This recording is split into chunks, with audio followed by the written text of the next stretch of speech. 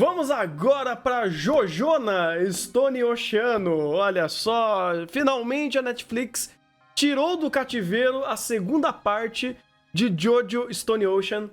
E, bem, obrigado por matar o hype, inclusive, né? Inclusive, realmente do cativeiro, porque tá bem surrada. Tava triste, mas ainda assim, quem faz Jojo ama o que faz e faz muito bem. E essa parte 6 ainda tá realmente muito boa, cara. Eu me impressionei que ainda deu uma boa sequência aos conflitos que estava rolando. Foi, de fato, uma empilhada de problemas um atrás do outro. E a primeira coisa que eu já destaco aqui, pô, como o Araki é um cara incrível, né, velho? Como o cara é criativo pra fazer conflito, pra fazer problema na mesa, pra empilhar problemas, criar tensão. E acredito eu que isso foi de uma forma bem positiva, trazida pro anime também, né? Eles conseguiram fazer esse empilhamento de problemas dessa segunda parte da parte 6, muita parte no título. É que nem Shingeki, é muito final no título. Você faz Stone Ocean parte 2, é mais fácil. É, mais fácil. E essa segunda etapa, ele tava um pouco mais fraco, tava um pouco mais simplório, um pouco mais humilde, mas ainda assim costuraram muito bem essa simplicidade com construção de impacto de cena, né? Você via o diretor, quem que é o nosso brother aqui, o Suzuki Keiichi, mandando muito bem em manter as rédeas do negócio com menos sacugão, mas ainda com muita intensidade de cena, usando muitas action lines, muitas cenas muito impactantes pelo próprio traço forte de Jojo, e ele utiliza todos aqueles efeitos Jojos para fazer o negócio funcionar com uma excelente equalização de trilha sonora, de efeitos sonoros. Então ele consegue se manter muito bem e a tensão não se esvai só porque a cena tá sendo tremida e não tem muito sakuga para fazer a coisa acontecer. Mas ainda assim se manteram muito bem em cima disso tudo. Sim, o Kenichi Suzuki, ele tá na staff de Jojo desde o primeiro, sabe? E ele é o diretor-chefe de Stone Ocean. O diretor mesmo é o Toshiko Kato, que tá desde a parte 4. É verdade. Ele é muito bom justamente... Pô, não tem verba. Jojo parte 4 não tem verba. Mas vamos compensar com o quê? Estética, construção de cena, direção mesmo. Tanto que essa temporada eles aumentaram um pouco de uso de câmera subjetiva e tal, ou de alguns outros planos pra animar menos o personagem, mas conseguir entregar ainda uma cena muito legal. Porque Jojo precisa disso, dessa construção de tensão, deste cu a todo momento, e ele consegue muito entregar. O que salva a falta negativa, inclusive, de animação, é que a staff que faz Jojo sabe fazer Jojo. Eles cuidam muito bem da série. Então, mesmo notando as quedas constantes, você ainda vê muita qualidade em cima disso. Compensa como, por exemplo, storyboard, com layout de ambiente. Tem muita coisa que eles utilizam e falam, pô, a verba não tá muito legal. Mas o que a gente faz em cima disso é contenção de danos e ainda entrega, de fato, uma produção visual muito boa. Sobre roteiro em si, eu não tenho muito o que falar, já era muito do que eles mostraram da primeira parte em si. Eu acho que aqui só foi maximizando os problemas, como eu já tinha falado, e divertido ver como eles têm muitos conceitos bizarros e a palavra bizarro ainda se mantém muito viva em Jojo. Porque cada personagem que faz uma coisa tão diferente da outra, e eu sinto que aqui, por exemplo, comparando com a parte 3, que tá um pouco mais fresca na minha memória, é muito interessante como um ambiente fechado dá muito mais liberdade do Araki escrever algumas quests que você tem que um quebra-cabeça pra resolver. E esse ambiente fechado gera uma tensão duplicada porque você não tem aonde correr. Um desses exemplos que eu achei maravilhoso é a ideia da regra de lembrar de 3 coisas. Cara, é um exemplo maravilhoso de como tem criatividade infinita em Jojo. Você cria um conflito extremamente simples de ideia inicial, você não pode fazer o personagem fugir disso, porque a Jolene está presa, de fato, e todo mundo está preso aqui, todo você passa uma cadeia. Então tem as próprias regras da própria cadeia. E você vai dando uma série de detalhes, indícios para você ir resolvendo esses puzzles e esses problemas, mas ainda você tá num ambiente fechado, cheio de regra, e isso nunca é esquecido, e isso sempre é maximizado, inclusive, por esse próprio puzzle que tá sendo construído. Eu senti muito dessa parte porque, justamente, aqui a coisa tava evoluindo. Aqui, as lutas eram muito mais mortais. Então, quando você começa a fazer esses quebra-cabeças, o risco e recompensa é muito maior, ou a sensação de perigo é muito maior. E ele vai sempre maximizando isso, utilizando, obviamente, ótima produção para conseguir fazer e tirar o máximo dessas ideias de roteiro, mas ainda assim é extremamente criativo e bizarro. Tá aí mais um adjetivo pra Jojo que faz sentido. Inclusive, não só isso, mas o próprio cast de Stone Ocean, cara, eu que vi todos, eu acho que é um dos melhores que a gente teve até agora pra anime, se não o melhor. A química deles é excelente, e mesmo que eles se conheçam, tipo, te conheço há 2 dias, a interação deles é maravilhosa. Destaque para o filho de uma puta do Anasui, ou Anastácia, como ficou na dublagem. Anastácia. Que, mano, a interação dele com todo mundo é sensacional. Este cara é um deus, e ele é simplesmente um grande gado. A FF também é maravilhosa, Sim. a Jolene é um ótimo protagonista. Então, tipo, eu sinto que esse cast, inclusive, tá muito redondinho. Tem, sei lá, a Hermes, que é muito deixada de lado de vez em quando, mas ela ainda tem seus destaques, sabe? Pelo menos os personagens, eles têm uma presença diferente, tipo a parte 5, que, mano, tinha personagem que não existia. Não é só não existir. Tá, tudo bem, velho. Eu sei que o Fugo não existia, mas é pela...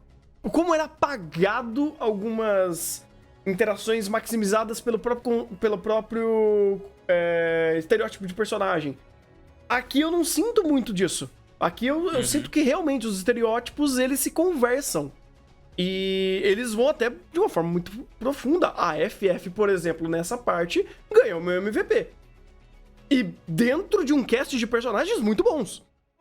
Muito bons, cara. Então, assim, é uma coisa que provavelmente o Araki aprendeu mais. Aí eu já não sei se na parte 4 já era muito bom, porque o meu conhecimento de Jojo é parte 3, parte 5, e agora parte 6. E por todos esses outros exemplos que eu tenho, de fato, esse daqui é o melhor cast de personagem, porque não é como apenas um todo, porque, por exemplo, a parte 3, a equipe é muito legal, mas aqui, individualmente, cada um se destaca também e tem a sua própria dinâmica que vai fazendo esse impacto, e nem sempre todo mundo tá no mesmo ambiente. Então você consegue dar dinâmicas distintas para cada conflito que tá acontecendo de formas simultâneas. Então é muito criativo também como ele respeita esse ambiente fechado. E aqui, de novo, segunda parte, maximizando o conflito que já tá sendo construído desde a primeira parte. E cria um grande hype até em cima do próprio Pucci, que é um ótimo vilão pra Jojo também. Tudo aqui em Jojo Stone Ocean é muito impactante pra ser, tipo, ápice de Jojo que a gente tem no anime, né? Porque eu sei que parte 7 e 8 são outras pegadas no mangá, mas o que temos no anime mostra muito bem a evolução do Araki como escritor, inclusive. Sim. Literalmente, é Jojo, só que melhor. Inclusive, eu adoro quando é isso. Pô, a parte 6 é muito parecida com a 3, mas é melhor. A parte 6 é parecida com a 3? Não, eu tô dando um exemplo, na real, porque na real uma parte que parece é a 5 parecida com a 3, elas têm esquemas muito parecidos. Mas a 6 também tem essa questão de umas rimas temáticas envolvendo o Dio, envolvendo a própria relação de Jolene e Jotaro, então dá pra você também ter essa ideia. Mas mesmo assim, tem certos conflitos que não estão sendo manipulados necessariamente por um grande vilão final. Tem algumas coisas que meio que acontecem, ou são papéis. Apenas são papéis sendo... Ou eu gosto como a manipulação do vilão não necessariamente influencia nesse conflito. O primeiro dessa temporada, o Pucci está envolvido com Sports Max. Só que a treta com o Sports Max não acontece pelo Pucci, é outra coisa. Ele só caiu de paraquedas aqui. Porque daí você dá mais camada de...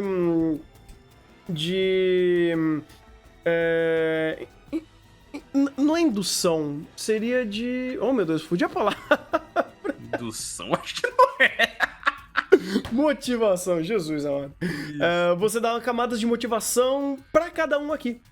Porque, de fato, cada um tá vivendo a sua vida, um não tem necessariamente muita ligação com o outro, eles se conhecem há muito pouco tempo.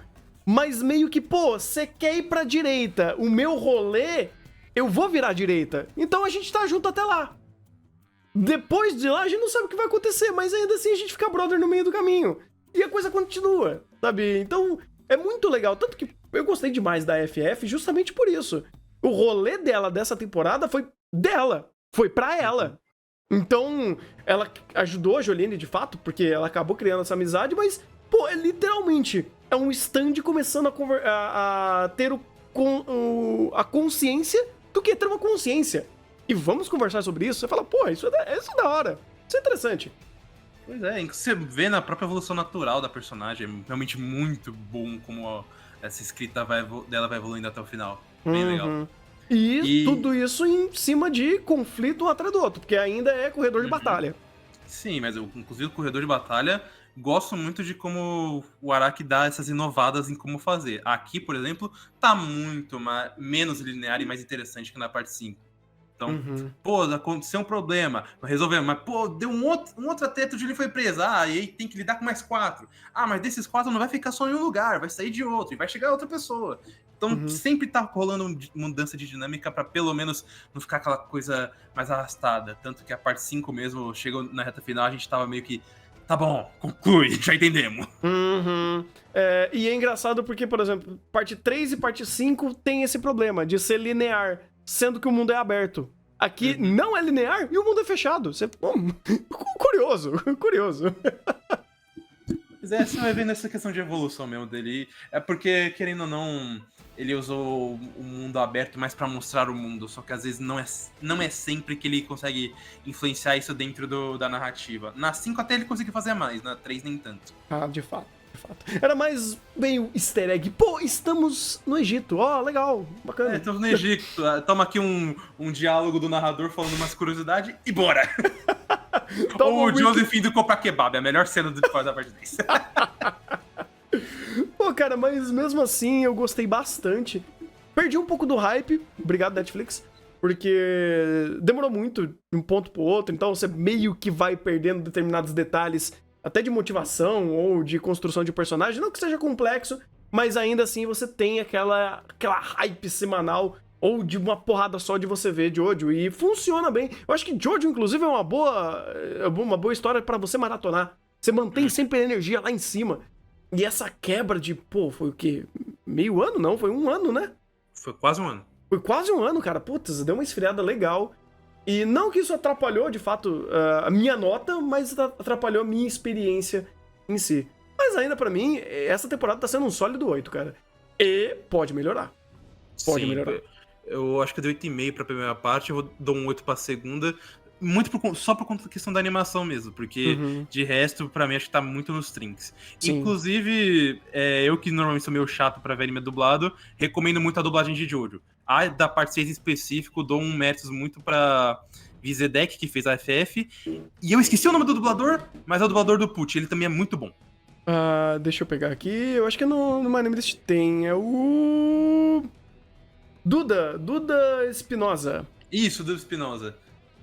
Pô, Ele tá também é um mandando dublador muito bacana e a ideia que ele trouxe pro próprio Padre Pucci tá muito legal. Tem um monte de dublador bom aqui, gente. Nossa, o cast tá fantástico. Tá fantástico. Então, vejam Jojo dublado, porque é uma boa experiência. Todos os Jojos que estão indo pra Netflix têm uma dublagem foda. Isso é muito bom, cara. Isso é muito bom. Fica aquilo. Pô, não gosto de ver dublado. Tudo bem, mas dá uma olhada pelo menos no episódio. Saiba que a dublagem é boa. Assiste 2 vezes, foda-se. Pô, não tem problema nenhum.